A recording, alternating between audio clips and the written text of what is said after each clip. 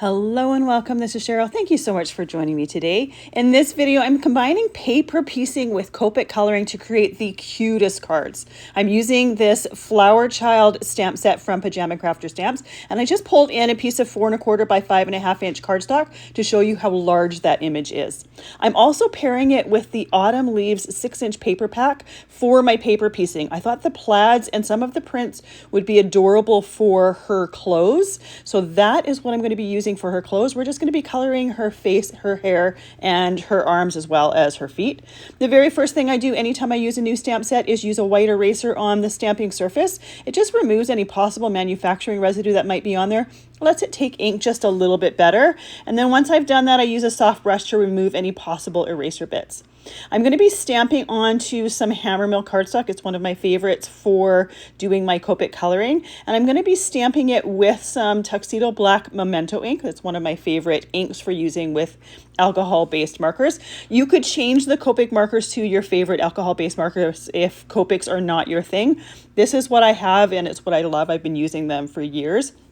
So I will be using them and sharing what colors I am using with those. You can also use whatever alcohol-based markers you want, or you could change up the coloring to other types of markers if you would prefer. I'm going to stamp this twice. I'm going to create 2 cards. I couldn't really decide which plaid I wanted for her pants, so I decided to just create 2 cards while I was doing it. Doing 2 rather than 1 doesn't really take a whole lot of extra time because you're already picking the things anyways. Once I have her stamped, I'm also going to stamp on top of the printed paper so that I have an area that I can cut out to create her clothes. So here are all the papers in that 6-inch pack. There's a ton of prints. They are double-sided, so make sure to look at the opposite side to find some more prints and more selection. I'm cutting a piece, and I think it was about 2.5 inches wide. I measured the clothing section on that stamp to know exactly how big of a strip in order to stamp it on there. And then I'm going to be putting it back into my Misti stamping tool in order to stamp on top of that printed paper. Now I could have made a smaller piece of printed paper so that I don't have any waste, but any of the extra pieces I'm going to be putting back in the package anyways, reusing for future projects as well. I'm using that same Memento ink to stamp on this cardstock, and then I'm going to put it aside to dry. And then I'll be using some detail scissors in order to cut out those pieces. And you can see that I lift that printed paper up so that it's just below the area on my stamp that I wanted to stamp. I don't want to take a full piece of paper and stamp on the whole thing because the area that the face and head is on would be waste anyways. So by cutting it into a strip, I know that I'm going to have less waste than if I use a full sheet of paper. Once I have these stamped and I've let them dry for a few moments, and it doesn't take a whole lot of time, but we do want that ink to dry so we don't smudge it, we can cut it out following right along the lines of the stamped image. Because we have the image piece for our card stamped as well, if we don't get that full line, it's going to complete it when we put it onto our piece anyways. I definitely recommend a pair of detailed cutting scissors for this, something that are small and sharp. And you'll see that my scissors in my right hand, I'm right-handed, don't really move a ton. It's my left hand that moves that cardstock or that paper in order to fall in the line of the blade of my scissors. This is the best way to do detailed fussy cutting, because you have just a little bit easier control if you kind of keep your scissors hand stationary-ish. I'll move it a little bit back and forth, but I'm not moving it so the scissors face me or curve around. I move the paper to follow those scissors. So once I have all 4 of these cut, which means the 2 pairs of pants and the 2 tops, I will be gluing those together, and then I'll set them aside and work on my Copic coloring. These pieces are really easy to follow because it's just simple shapes in order to cut them out. For the top, it doesn't really have a collar on it. I think it's supposed to be her skin above the coveralls, but I thought it would be really nice if she had a printed top to her. So I'm just making a collar, and you can't even tell with the finished project because there's so much detail to it. You don't really look for a line on the collar. If that's your thing and that bothers you that there's no outline of the stamp on that collar, you could always take a black pen and just draw one there. But you don't, in all honesty, it doesn't actually show. I'm using some liquid glue in a fine line bottle in order to glue these pieces together. I love using liquid glue for things like this because it gives you that wiggle room to move and shimmy things in place. Then you can set it aside to dry and it sticks really, really well. I've never had anything fall apart with liquid glue. I do put an acrylic block on there to hold it in place, hold it nice and flat. That way it frees my hands for working on other things. So now we're ready to start coloring our images. I'm going to go with the skin first. I personally have very pale skin, like ghost-like skin, so I am using E00 and E02. There's so many different shades of skin. You can easily customize it to whoever you're giving this to or whoever you want to emulate in this picture. You can substitute those colors quite easily. I start with the E00, it's the lighter one. I do the entire face and then I go with the E02 and do the shading areas. I'm doing really, really simple Copic coloring here just with 2 colors. You could add a third for the larger areas if you want to add more contrast to it. Because there's so much detail in this image, personally, I didn't find it was necessary, so I didn't bother with it. When I do Copic coloring, I do the light color first, the medium color, and then back with the light color to blend it together. If I'm using 3 shades for an area, I'll use the light color, the medium color, the dark color, then go back with the medium over that medium and dark area, then the light over everything, just to blend everything together. I know there are some people that just do the dark, medium, light or medium, light and just do it that way. I learned with the light, medium, light or light, medium, dark, medium, light. That's how I learned when I was doing my Copic coloring. So that's where I've stayed because it's been the way that I've done it all the time. But you can easily try both ways and see which way is your preference. For the hair on the figure on the left, I'm doing E08 and E08 or E18. I wanted it to look kind of like an auburn redhead-ish. So I want to do the hair colors for both of the figures different. I wanted to just add a little bit of different contrast. So I'm starting with that E08. Then I will be going in with the E18, doing some shading right where the band of flowers is around her head, as well as where the base of the bun is. And after doing that shading, I'll go over the entire area once again. Now, every time you go over an area, it makes it even darker. So if you want to keep an area light, you want to be really, really light-handed if you have to go over it again, or don't bother going over it again. Often that will work too. Copics are something that it takes a bit of practice. It takes a little bit of figuring it out. It's a different way of coloring than coloring with the dye-based markers that we grew up with. So there is a little bit of a learning curve, and that learning curve is not necessarily for everyone. I love them because with the alcohol-based markers, you can do or color the same area over and over again, and that paper is not going to start to pill.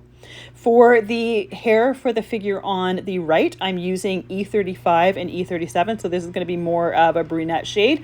Both of these shades work well with the printed papers in the Autumn Leaves paper pack, and that's where I chose the colors from. I typically tend to do brunettes because that's where I'm a little bit more comfortable. I don't necessarily typically do blondes, even though I am technically a blonde, because it always looks a little bit too yellow for me. So for the brown here, I'm doing E35, which is the lighter of the 2 browns. Then I'll go in and do the E37, which is the darker.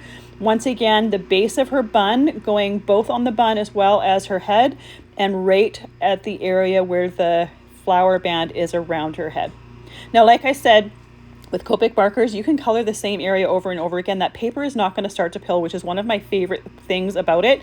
You also get an easier blend with it, whereas dye-based markers, it tends to streak and the paper starts to pill really, really quickly, and I don't like that. So that's one of the reasons why I think that learning curve with the alcohol-based markers is definitely worth it, because in my opinion, you get a much better result with it.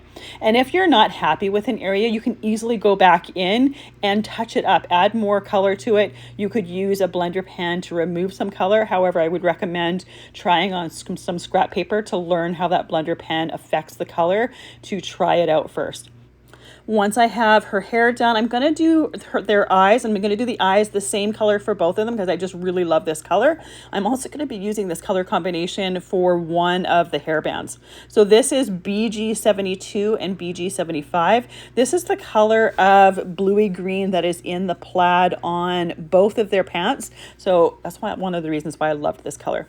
So on our auburn redhead, I'm going to be using the 72 and 75 for the band.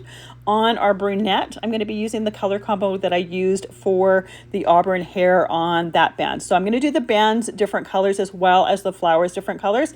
If we're going to do two different cards with two different print combinations, we might as well also do different color combinations for the flowers, the hair, as well as that band.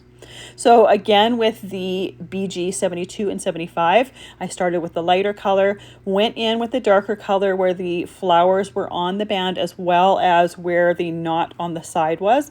Then I went back over it with the lighter color. And I'm going to do the same technique for doing the rusty red color on the band that I'm working on right now. So I'm going to be doing that lighter color first, adding some of the shading where that knot comes together as well as where the flowers are over top of the band, and then go back over lightly with the lighter color to blend those two together. And it takes a little bit of time for those colors to blend together or to dry, and while they're drying, that color is blending as well. For the flowers on the band to the left, I'm going to be using YR04 and YR07. And once again, doing the light color first and then adding a little bit of the darker shade towards the base of the flower. You could do two-tone flowers if you wanted here as well. I chose to keep them really, really similar in color and just have some very simple shading on them. For this first band here, I started off with the centers of the flowers blank. I didn't color them. I end up going in and using the BG 78, which is the same shade as the eyes, but just a little bit darker color. So we have darker centers to our flowers.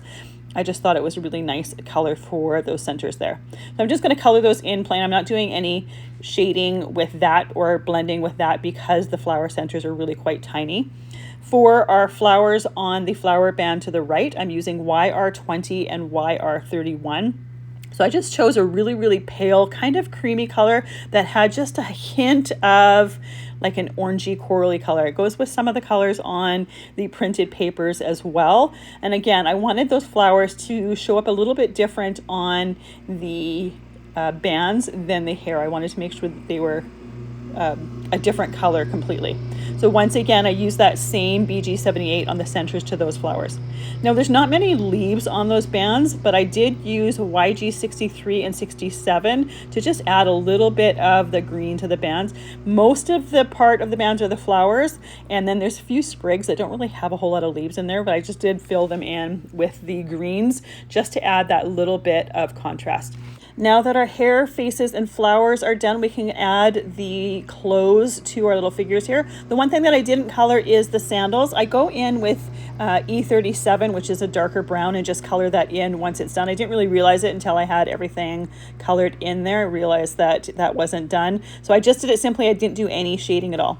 So when you're adding the clothes to our figures here, we're just lining up the color or the lines of the stamped image. It's really, really easy to do, but it's so effective to have printed papers for clothes. You want to make sure that that print is fairly tiny and suitable to the image, but it totally finishes it off.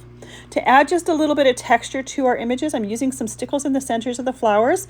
That's just going to add a little bit of sparkle. This is an iridescent one, so you can see the color underneath it. It just adds that little bit of texture, that little bit of sparkle.